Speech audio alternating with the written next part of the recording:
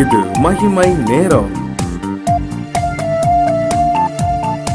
கர்த்தராகிய இயேசு கிறிஸ்துவின் நாமத்தினாலே இந்த மாதத்தின் இந்த வாரத்திலே நாம் கர்த்தருடைய வார்த்தையை தியானித்து கொண்டு வந்தோம். இந்த நாளிலும் அந்த இயேசு கிறிஸ்துவனுடைய வாழ்க்கையிலே அவர் மனுஷனாக நடந்த நாட்களிலே அவருடைய வாழ்க்கையிலே வெளிப்பட்ட பூக்களின் தலைப்பிலே நம்ம வாசித்தோம், தியானித்தோம்.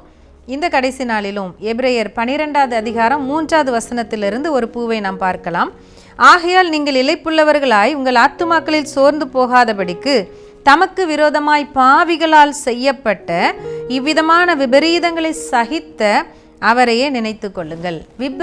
விபரீதங்களை சகித்த இயேசுவை நினைத்து கொள்ளுங்கள். இதிலிருந்து இயேசு கிறிஸ்துனுடைய சகிப்பு அப்படிங்கிறத நம்ம பார்க்கலாம். அப்போது நம்முடைய வாழ்க்கையில் நாம் நிறைய சகிக்க வேண்டியது இருக்கிறது. ஏற்கனவே நாமெல்லாம் நிறைய காரியங்களை சகித்து கொண்டு தான் இருப்போம். சகிக்க போய் தாங்க அந்த குடும்பத்தில் இருக்கிறோம், சகிக்க போய் தான் அதை மன்னிக்க போய் தான் என்னுடைய குடும்பத்தில் நான் இருக்கவே முடியுதுன்னு சொல்கிறவங்க இருப்பாங்க. சகிக்க போய் தான் அந்த வேலையில் உட்காந்துருக்குறோம், அல்லது எப்போவோ அந்த வேலையை விட்டுட்டு போயிருக்கணும் அப்படின்னு சொல்கிறவங்க இருப்பீங்க. இங்கே இயேசு கிறிஸ்து எதை சகித்தார்? தனக்கு அவமானத்தை எண்ணாமல் சிலுவையை சகித்தார். அந்த சிலுவையில் பாவிகளால் செய்யப்பட்ட விபரீதங்களை சகித்தார். பாவிகளால் செய்யப்பட்ட விபரீதமான தொந்தரவுகள், தொல்லைகள், எல்லா அவமானங்கள், நிந்தைகள் எல்லாவற்றையும் அவர் சிலுவையிலே சகித்தார். பாருங்களேன், எப்படி இயேசு சிலுவைக்கு போகும்போது சிலுவைக்கு அவர் பூமியில் மனுஷனாக வாழ்ந்த நாட்களிலே எவ்வளோ அற்புதங்கள் செய்கிறாரு. ஆனாலும் ஒரு கூட்டம் அதை குற்றப்படுத்துறதுக்குனே ஒரு கூட்டம் இருந்து கொண்டே இருந்தாங்க. அவர் என்ன அற்புதம் செஞ்சாலும், எந்த நாளில் செஞ்சாலும், அற்புதம் செஞ்சால் இதை ஏன் ஓய்வு நாளில் செஞ்சாம்பாங்க, இப்படி தேவனை மகிமைப்படுத்தினா இவன் தேவ தூஷணம் சொல்கிறான் அப்படிம்பாங்க. இவர் பிசாசு துரத்தினா இவர் பிசாசுகளின் தலைவனாகிய பெயல்செபூலை வச்சு பிசாசை துரத்துறாம்பாங்க. இப்படி எந்த விஷயத்தை எடுத்தாலும் அவரை குற்றப்படுத்துகிறவங்களும், அவரை கிண்டல் பண்ணுறவங்களும், அவரை அவமானப்படுத்துகிறவங்களும் ஒரு கூட்டம் அவங்களோட கூட இருந்துட்டு தான் இருந்தாங்க. அன்றைக்கி ஒரு சிறு பெண் மரித்து போனால் அங்கே போய் அந்த பிள்ளையை எழுப்ப போகிறாரு.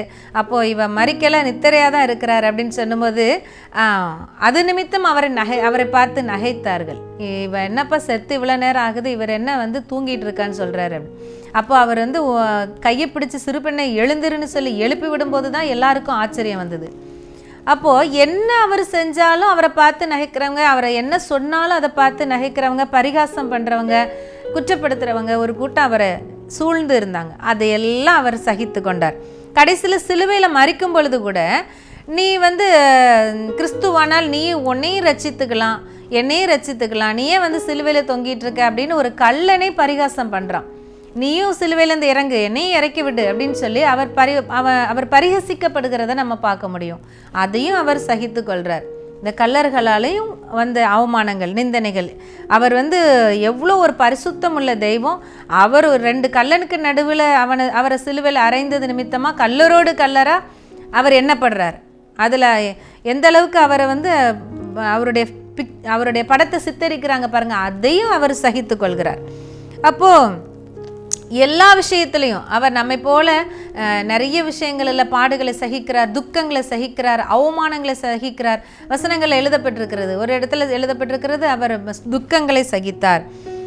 இந்த அளவுக்கு அவர் சகித்து நமக்கு முன்மாதிரியை வைத்து செல்கிறார். அவருடைய வாழ்க்கையில் மலர்ந்த இந்த பூ நமக்கு முன்மாதிரி, நாம் அதை கற்றுக்கொள்ள வேண்டியது இருக்கிறது. பவுல் ஒரு இடத்துல அழகா சொல்வார், நீ கற்று நிச்சயித்து கொண்டவைகளில் நிலைத்திரு. நீ எதெல்லாம் இயேசு கிறிஸ்துவிடத்திலிருந்து கற்றுக்கொண்டியோ, நீ எதெல்லாம் இயேசு கிறிஸ்துவை குறித்து அறிந்து கொண்டியோ, நம்புனியோ, அதில் நிலைத்திருன்னு சொல்லி அந்த மூத்த ஊழியக்காரராகிய பவுல் தன்னுடன் இருக்கிற இளைய ஊழியக்காரனாகிய தன்னுடைய குமாரனை போல உத்தம குமாரனாகிய தீமோத்தேயு என்று எழுதப்பட்டிருக்கிறது. தீமோத்தேயுக்கு எழுதும் பொழுது நீ கற்றுக்கொண்டவைகளில் எல்லாம் நீ நிலைத்திரு என்று சொல்லி எழுதுகிறார். அப்போ இயேசு கிறிஸ்துடைய வாழ்க்கையை நமக்கு இந்த சகிப்பை கற்றுத்தருகிறது. இந்த சகித்து கொள்வது அப்படிங்கிறது எப்படி வசனம் எழுதப்பட்டிருக்கிறது, பூமியை சுதந்திரித்துக் கொள்வார்கள். யார்? சாந்த குணமுள்ளவர்கள் பூமியை சுதந்திரித்துக் கொள்வார்கள், சாந்த குணமுள்ளவர்கள் பாக்கியவான்கள். இந்த சகித்து கொள்றவங்களை தான் என்ன சொல்லுவோம்? சாந்தமாக இருக்கிறவங்கன்னு சொல்லுவோம். என்ன பெரிய யார் கோபப்பட்டு எரிச்சலோடு செயல்பட்டாலும், கத்துனாலும் அப்படியே அவங்களுடைய அதுக்கு அப்படியே விரோதமாக, எதிர்ப்பதமாக அவங்க அப்படியே அமைதியாக இருப்பாங்க. சாந்தமாக இருப்பாங்க, எதுவுமே பேச மாட்டாங்க, சிரிச்சுக்கிட்டே இருப்பாங்க. இப்படிப்பட்ட சாந்த குணம் உள்ளவர்களை பாக்கியவான்கள் என்று சொல்லி வசனம் சொல்லுகிறது. அவர்கள் பூமியை சுதந்திரித்துக் கொள்வார்கள் என்று சொல்லி வசனம் சொல்லுகிறது. அப்போ இந்த சாந்த குணம்ங்கிறது தான் அந்த சகிப்புத்தன்மையோட ஒரு இணைந்த சொல்லாக காணப்படுகிறது. சகித்தவங்க இப்போ ஆளுகை செய்வாங்க. பொறுத்தார் பூமி ஆழ்வார்னு சொல்லுவோம்ல, பொறுத்து கொண்டவங்க, சகித்து கொண்டவங்க, ஆளுகை செய்வாங்க. எப்படி இயேசு எல்லாவற்றையும் சகித்தார், எல்லா விபரீதங்களையும் சகித்தார், எல்லா பொல்லாத மனுஷனுடைய வார்த்தைகளை சகித்தார், எல்லாருடைய பாவங்களை தன்மேல் ஏற்றுக்கொண்டு எல்லாருடைய துக்கங்களை தன்மேல் சுமந்து எல்லாவற்றையும் சிலுவையிலே சகித்தார். இதெல்லாத்தையும் சகித்தது நிமித்தமாக அவர் இன்றைக்கும் ராஜாவாக ஆளுகை செய்கிறார். அவருடைய ராஜாங்கத்துக்கு முடிவில்லை. அவருடைய கர்த்தத்துவம் நித்தியமான கர்த்தத்துவம். அவர் ஆளுகை செய்யும்படியாக அதற்கு முன்பதாக தன்னை இந்த சகிப்புத்தன்மையிலே வெளிப்படுத்துகிறார். அப்போ உபத்திரவங்கள், துன்பங்கள், பிரச்சனைகள், பாடுகள் மத்தியில சகிக்கிறவங்க நாளைக்கு ஆளுகை செய்கிறவர்களாய் மாற்றப்படுவாங்க. அல்லது இப்படி சொல்லலாம், நாளைக்கு ஆளுகை செய்கிறவர்களாய் எழும்புறவங்க இன்னைக்கு நீங்க சகித்து கொண்டு இருக்கிறீங்க. நிறைய விஷயங்களை இன்னைக்கு சகித்து கொண்டு இருக்கிறீங்க. நாளைக்கு நீங்கள் ஆளுகை செய்கிறவர்களா, பூமியை சுதந்திரித்துக் கொள்கிறவங்களா, உங்கள் குடும்பத்தின் ஆசீர்வாதத்தையும் குடும்பத்தின் சமாதானத்தையும் குடும்பத்தின் சந்தோஷத்தையும் சுதந்திரித்துக் கொள்கிறவர்களா மாற போறீங்க. இன்றைக்கு சகித்து கொண்டிருக்கிற நீங்கள் பாக்கியவான்கள். சாது சுந்தர் சிங் அவருடைய புத்தகத்தில் எழுதியிருக்கிறாரு, ஒரு அத்திமரத்தை ஆண்டவர் சபிக்கிறாருல்ல, அது இலைகள் இருந்தது, கனிகள் இருக்குன்னு சொல்லி ஆண்டவர் பசியோடு எதிர்பார்த்து வரும் பொழுது அந்த அத்திமரத்தில் இலைகள் மட்டும்தான் இருந்தது, அதில் கனிகள் இல்லைன்னு சொல்லும்போது, இனிமேல் ஒரு காலம் உன்ட்ட கனி உண்டாகாது இருக்க கடவுதுன்னு சொல்லி அத்திமரத்தை சபித்தார் இல்லை. அப்படி சபித்ததுனால அந்த அத்திமரம் உடனே மறுநாள் பார்க்கும்போது பட்டு போயிடுச்சு. அப்போது இந்த இடத்துல தேவன் அந்த அத்திமரத்தை குறித்து ஒரு நோக்கம் வச்சிருக்கிறாருன்னா, அந்த அத்திமரம் பட்டு போனது சரியா? அத்திமரத்தை எதுக்காக வச்சுருப்பாங்க? அது வளர்ந்து அது கனி கொடுக்கணுங்கிறதுக்காக வச்சுருப்பாங்க. இப்போ இன்னும் கனியே கொடுக்கல, அதுக்குள்ளே பட்டு போச்சு. அப்போது இப்படி பட்டு போக பண்ணது சரியா அப்படின்னா, அவர் அழகாக எழுதியிருக்கிறாரு பாருங்கள். கொஞ்சம் பேர் அந்த அத்திமரம் கனி கொடுக்கலன்னா பட்டு போகுங்கிற செய்தியை கேட்டு ஒருவேளை தங்களுடைய வாழ்க்கையில் கனியற்றவர்களாக இருந்தால் தங்களுடைய வாழ்க்கையில் இப்படிப்பட்ட ஒரு அழிவுக்குள்ளாக இல்லாமல் அழிந்து போகிற நிலைமைக்குள்ளாக போவோம் அப்படிங்கிற எச்சரிக்கையை உணர்த்தும்படி அந்த அத்திமரம் வைக்கப்பட்டிருந்துச்சு. அப்போது அந்த அத்திமரத்தை குறித்து ஆண்டவர் என்ன நோக்கம் வச்சுருந்தாரோ அது நிறைவேறிற்று. அப்போது எத்தனை மிஷினரிமார், எத்தனை ஊழியக்காரங்க தங்களுடைய வாழ்க்கையை பார்க்காதபடி, தங்களுடைய சுய நன்மையை தேடாதபடி, சுய லாபத்தை தேடாதபடி ஜீவனையே கொடுக்குறாங்க, ஜீவனையே தேவனுக்காக கொடுக்குறாங்க. அப்படின்னா அத்திமரம் பட்டு போனது ஒரு பெரிய விஷயமா? மனுஷரே ஜீவனை கொடுக்கும்பொழுது அத்திமரம் தன் ஜீவனை கொடுத்ததுனால இன்னைக்கு அப்படிப்பட்ட கனி இல்லாத வாழ்க்கையினால நம்ம அழிந்து போகக்கூடாதுங்கிற ஒரு பெரிய பாடத்தை உலகத்துக்கு சொல்லி கொடுக்குதுன்னா அதுதான் அந்த அத்திமரத்தை குறித்து வைத்த நோக்கம். அப்போது அது பட்டு போனது சரியே அப்படின்னு சொல்லி அவங்க எழுதுறாங்க. அப்போது இன்னைக்கு நம்மை குறித்து ஒரு நோக்கத்தை தேவன் வைத்திருக்கிறார். அப்போது ஒவ்வொருத்தரை குறித்து ஒரு நோக்கத்தை தேவன் இந்த உலகத்தில் வச்சிருக்கிறாங்க. அப்போ நம்ம கனியற்றவர்களாய் அழிந்து போகாதபடிக்கு சகிப்புத்தன்மை உள்ளவர்களாய், பொறுமை உள்ளவர்களாய், மன்னிக்கிறவர்களாய், மனதுருக்கம் உள்ளவர்களாய், அன்புள்ளவர்களாய், இப்படிப்பட்ட கனிகளை நாம் கொடுத்தோமானால் அதுதான் தேவன் நம்மை குறித்து வைத்திருக்கிற திட்டம். அந்த வேலைக்காக தான் தேவன் நம்மை இந்த உலகத்தில் வைத்திருக்கிறார். அந்த நோக்கம் நிறைவேறும்.